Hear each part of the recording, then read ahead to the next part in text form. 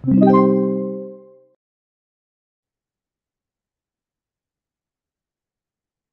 so next situation.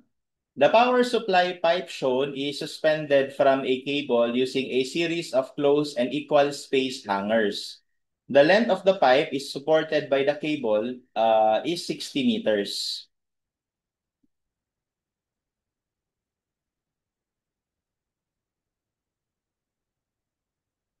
The total weight of the pipe filled with water is going to be 6.8 kilonewton per meter. So yung weight dito.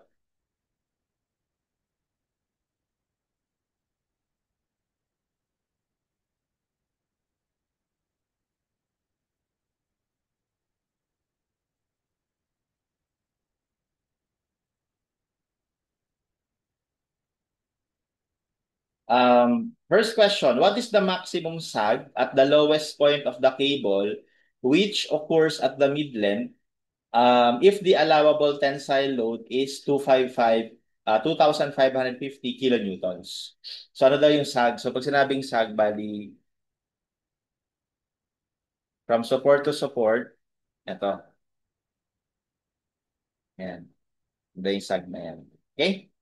So to analyze a cable, tatandaan natin sa cables, no, specifically sa parabolic cables. Okay, so pag sinabi natin parabolic yung cable, ibig sabihin it carries uniformly distributed load.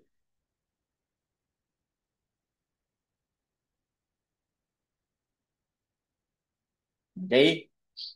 Along horizontal. So kapag ganyan yung case ng loading, matik yan, parabolic cable yan. Tapos ang kailangan lang natin tandaan sa parabolic cable, yung maximum tension is at highest point. And yung minimum tension is at the lowest point.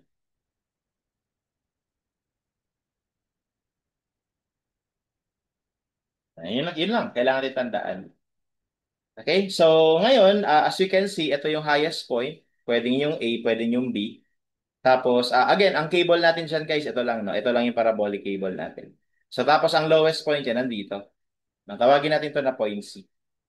Okay, so to analyze, normally, ang ginagawa lang dyan is, ano mo, i-cut mo dun sa lowest point, tapos mamili ka ng side kung alin yung i-isolate mo. So, parang method of section lang. So, kunwari, kakat ko to, isolate ko yung left. So, bali, ganito yung may nangyayari.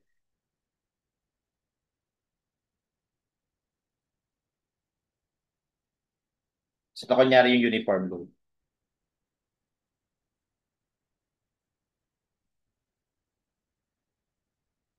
Ayan. So, yun yung 6.8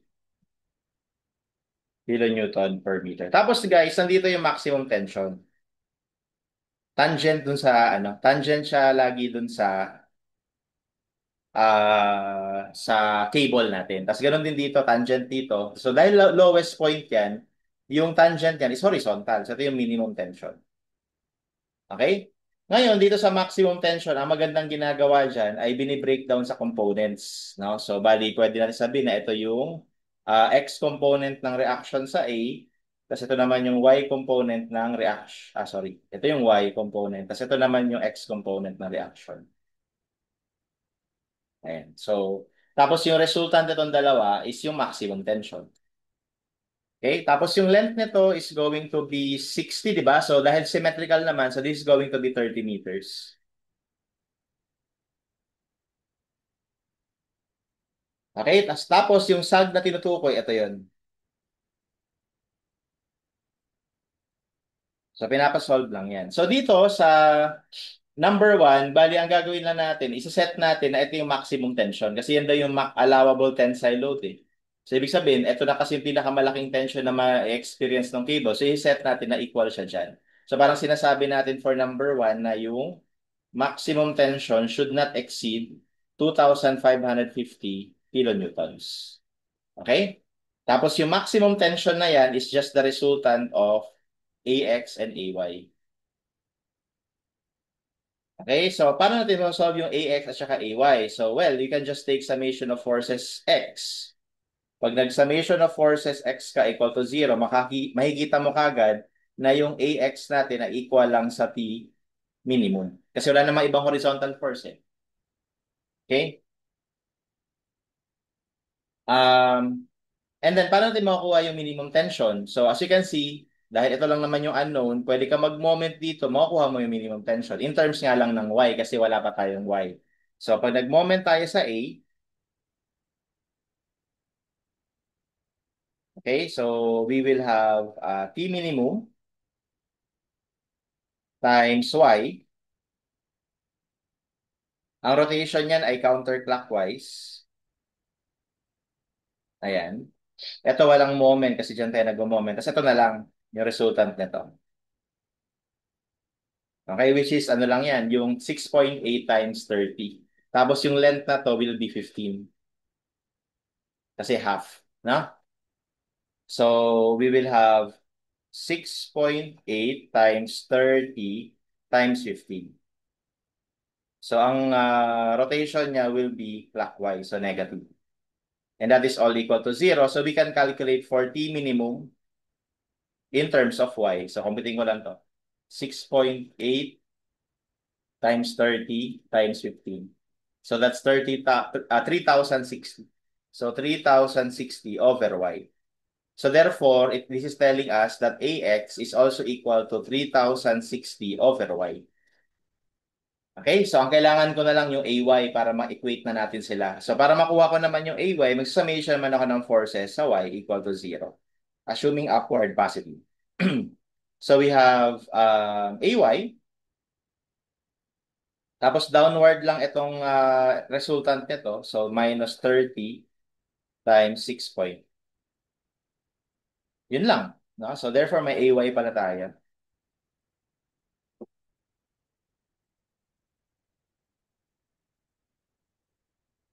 So, that's 204 kilonewtons. So, kompleto na. So, we can now go back here. So, therefore, we have 2,550 equals square root of, yung AX natin ay 3,060 over Y squared, while yung AY natin is 204 squared. And from here, we can solve for Y.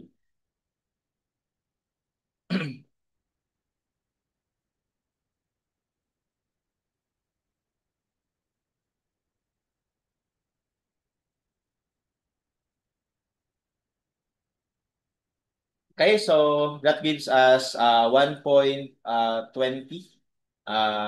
meters.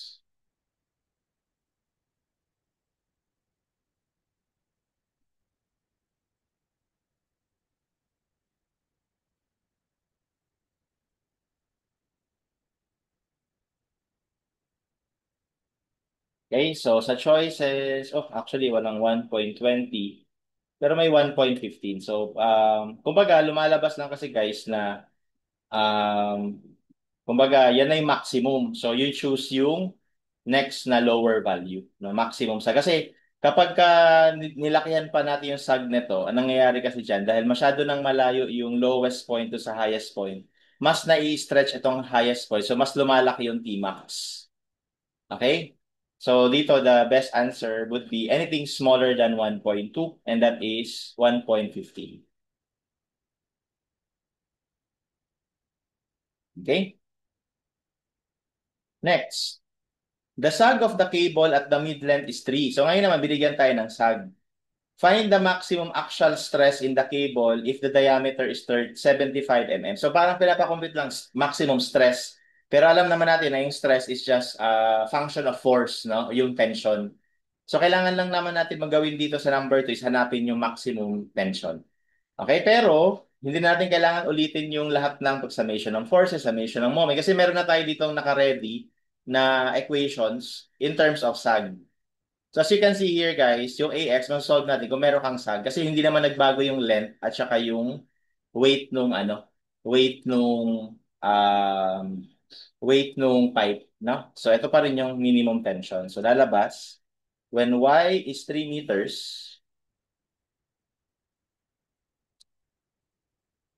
yung T minimum natin will be equal to 30,060 over 3. And that gives us, or 3,060 over 3. That gives us 1,020. Okay, so yan na rin yung AX. Diba? Tapos yung AY natin, hindi naman magbabago. Hindi naman siya function ng sag eh. Diba?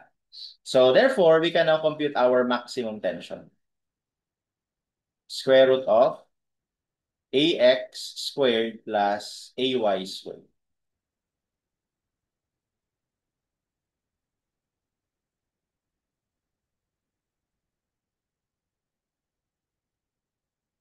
So that's 1,040.2 kilonewtons. And then lastly, para makompute natin yung tensile stress, that is just T max divided by yung area ng cable, which is 1,040.2. Gusto niya naka-megapascal, di ba? So, dapat naka-newton per mm yan. So, ang megapascal ay naka-newton per millimeter squared. So, ang diameter daw ng cable, 75 millimeter. So, ito naka-kilonewton, gawin lang natin itong newton. So, times 1,000 over pi over 4 times 75 squared.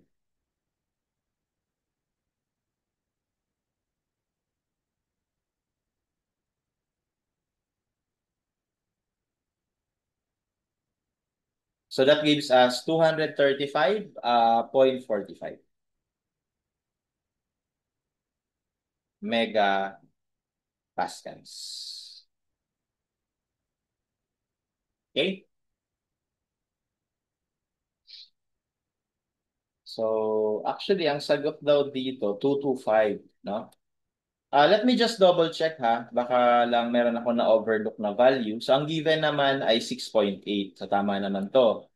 So, nung nag-moment tayo sa A, T minimum times Y. So, tama naman yan. Tapos, 6.8 times 30 yung length times yung half niya, 15. So, let me just double check this. 6.8 times 30 times 15.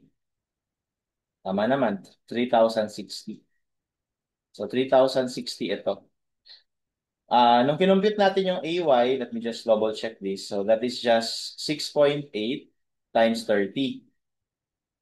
So, 6.8 times 30.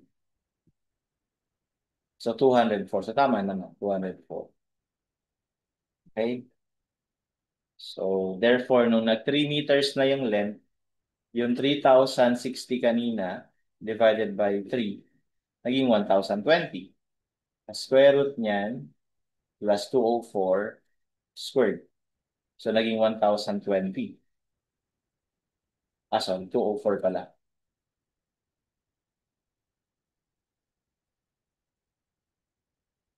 Naging 1,040.2 divided by pi over 4 times 75 squared times 1,000 para maging megapascal. So, 235.45 talaga. So, this should be 235.45.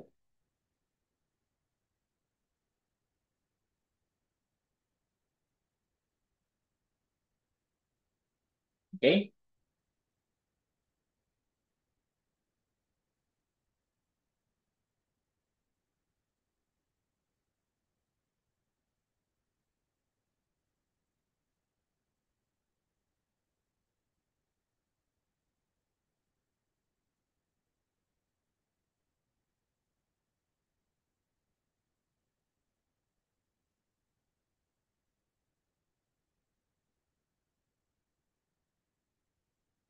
Okay, so, well, just to, para lang, kaya pala, kasi yung, this is taken from a past board question. And dun sa given sa past board, 6.5 pala to. Kaya may discrepancy yung sagot natin. Pero tama naman yung ginagawa. Kaya dapat ito 1.20, nako 6.5 ito. Okay? So anyway, let's just continue. No? The process is the same naman. It doesn't matter what the values are. Okay? Pero you can just resolve na lalabas ng 1.50 tsaka 225 kapag ito ay 6.5 kilonewton per meter.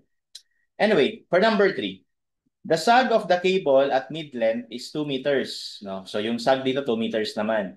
If the allowable tensile load in the cable is 2,000 kilonewton, how much additional load can the cable carry? How much load daw na additional na it can carry? Kung ang maximum tension ito, tapos ito yung sag. Okay, so number 3, lalaruin lang ulit natin yung mga given. So this time, parang ang nangyari guys, okay, ang nangyari ngayon, hindi, unknown ngayon to.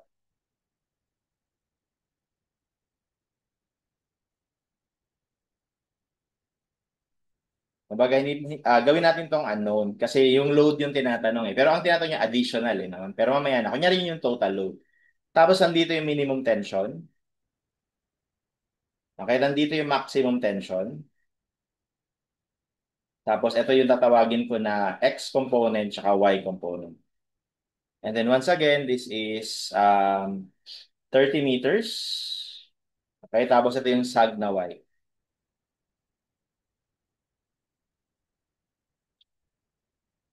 So i-derive ko na lang dito yung lahat ng formula. So 'di ba ito ay L over 2, no? Kasi yung kung halimbawa ang length nito ay L, no? So yung kalahati L over 2. So dito ma-derive natin lahat ng formula.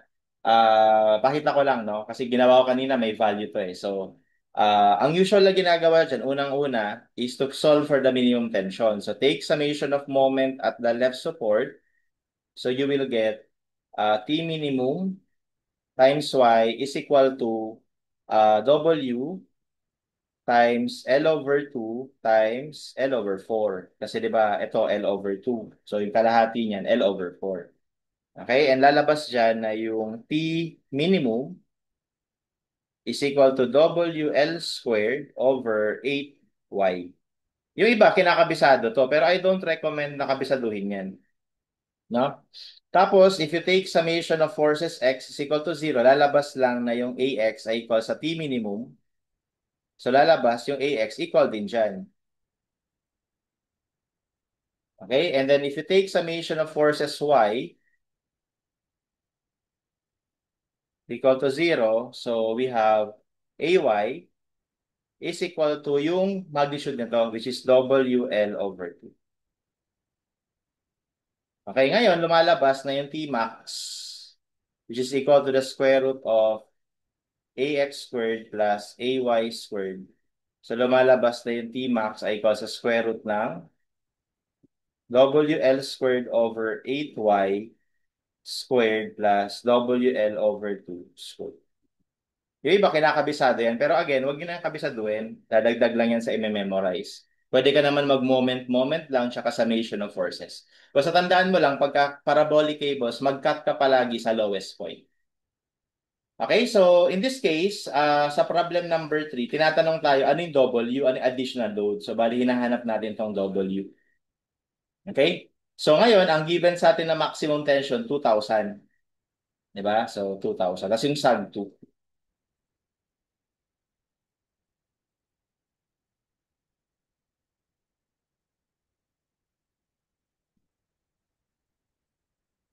Okay, so pinapahanap yung W. So bali, ito yung gagamitin natin dyan. Ito.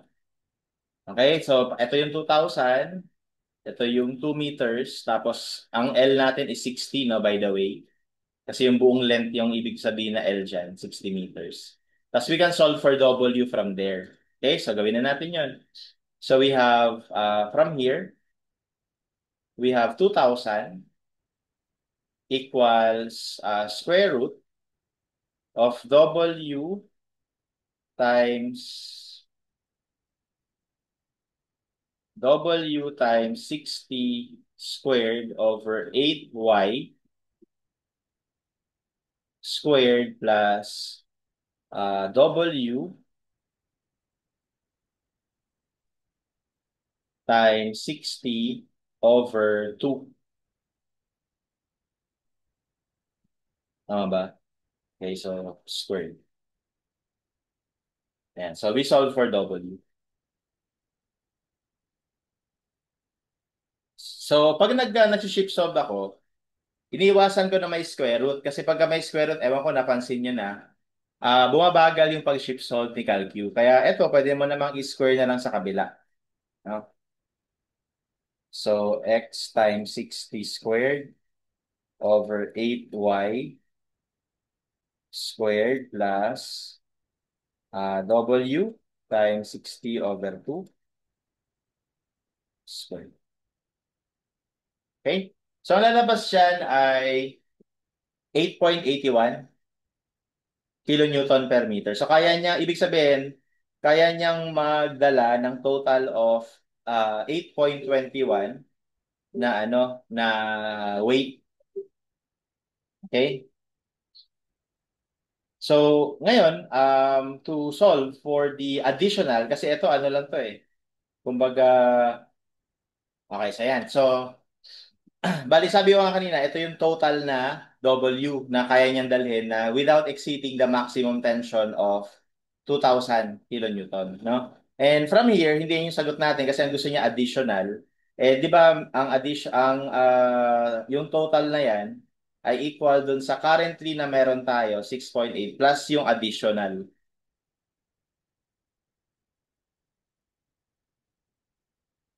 Okay? So therefore, 8.81 is equal to 6.8 plus W additional. So we can solve for the additional. So that is actually, okay, 2.01. Okay, so this should be the correct answer. Okay, so bali ang ginawa lang natin, tinotal muna natin yung W na pwede niyang kargahin na without exceeding 2,000 kilonewton na maximum tension. And then we solve for the total W. So nakuha natin total pa lang, no? Okay, so yung additional is just we have to deduct yung currently na weight na meron tayo dito, which is yung 6.8. Pero guys, yung 2.31 diyan, again, kapag ang given dito ay 6.5 kilonewton per meter. So kapag ka 6.5 yan, tinan nyo. Yan, so lalabas yung 2.31. Okay? Pero in our case, let's just stick with the given na 6.8, no? So that means it should be 2.01 kilonewton per meter.